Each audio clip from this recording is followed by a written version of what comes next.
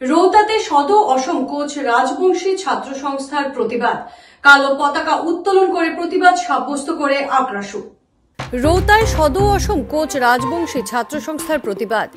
কালো পতাকা উত্তোলন করে প্রতিবাদ সাব্যস্ত আক্রাসুর। জনজাতিকরণ প্রসঙ্গ পূর্বের কামতাপুর রাজ্য ঘুরিয়ে নেওয়ার দাবিতে এই প্রতিবাদ। আক্রাসুর কেন্দ্রীয় সভাপতি অতুল বর্মনের নেতৃত্বে এই প্রতিবাদী কার্যসূচি। উল্লেখ্য, ভারত স্বাধীন হওয়ার পরেও 1949 সনের 28 অগস্ট অর্থাৎ আজকের দিনটিতে ভারতের প্রথম প্রধানমন্ত্রী জওয়াহরলাল নেহরু, গৃহমন্ত্রী সর্দার বল্লভভাই পটেল এবং কোচ কামতাপুর কোচবিহার রাজ্যকে নিয়ে 28 অগস্ট তারিখে কোচ রাজা ভূপ বাহাদুর, জগদীপেন্দ্র নারায়ণ এবং ভারত সরকারের মধ্যে তৈরি হয়েছিল এক চুক্তি। এই চুক্তি অনুসারে কোচবিহার রাজ্যটি গ শ্রেণী অর্থাৎ সি ক্যাটাগরি রাজ্য হিসেবে স্বীকৃতি প্রদান করবে বলে একটি মর্যাদার চুক্তি স্বাক্ষর হয়েছিল, কিন্তু তবে তা আজ পর্যন্ত কার্যকরী হয়নি, যার ফলে 28 অগস্ট দিনটিতে কোচ রাজবংশীর জনগোষ্ঠী প্রতারণার দিবস ব্ল্যাক ডে হিসেবে পালন করে। সুদীর্ঘ 76 বছর ধরে কোচরা প্রতারণা করে আসার অভিযোগ। সুদীর্ঘ 76 বছর ধরে কোচদেরকে প্রতারণা করে আসার অভিযোগ।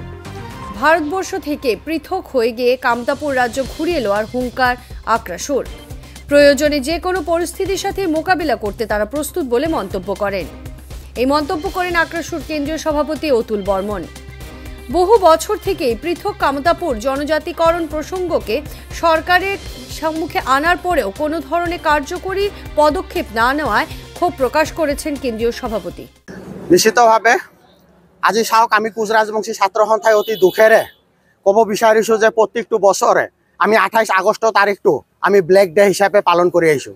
কাৰণ এই 28 আগষ্ট তাৰিখটো আমাৰ কাৰণে এটা দুৰ্ভাগ্যজনক দিন। 1949 চনৰ ভাৰত স্বাধীন হোৱাৰ 2 বছৰ পিছত 1949 চনৰ 28 আগষ্টৰ এই আজিৰ দিনটোত আমাৰ তেতিয়াৰ প্ৰধানমন্ত্ৰী জৱাহৰলাল নেহৰু আৰু গৃহমন্ত্ৰী বল্লভভাই পেটেল লগতে আমাৰ কোচ ৰাজ্যৰ যি শেষ ৰজা জগদীপেন্দ্ৰ নাৰায়ণ ভূপ বাহাদুৰ, তেওঁৰ মাজত এটা মাৰ্জাৰ চুক্তি হৈছিলে, যিটো সেই চুক্তিৰ জৰিয়তে আমাৰ কমতাপুৰ ৰাজ্যখন ভাৰতবৰ্ষৰ লগত চামিল হৈছিল।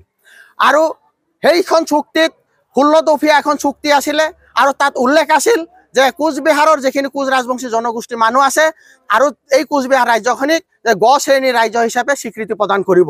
কিন্তু দুখৰ বিষয়, আজি ইমানটা বছৰ উকলি যোৱাৰ পিছতো আজি কিন্তু ভাৰতবৰ্ষত আজি অসমত কোচ ৰাজবংশীৰ মানুহখিনি আজি সুৰক্ষিত নহয়।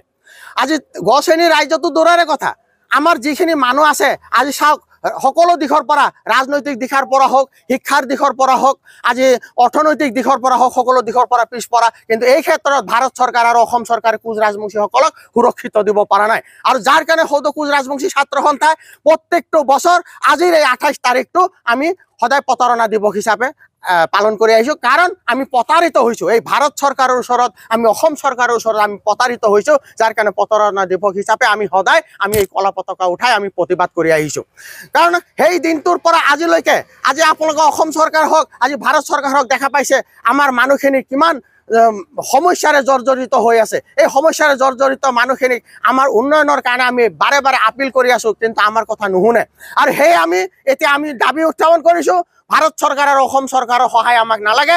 আমাৰ যি 1949 চনৰ 28 আগষ্ট তাৰিখে যি চুক্তি হৈছিল, সেই চুক্তি মৰ্মে যিখন ৰাজ্য ভাৰত চৰকাৰৰ লগত চামিল হৈছিল, সেই ৰাজ্যখন আমাক উভতাই লাগে।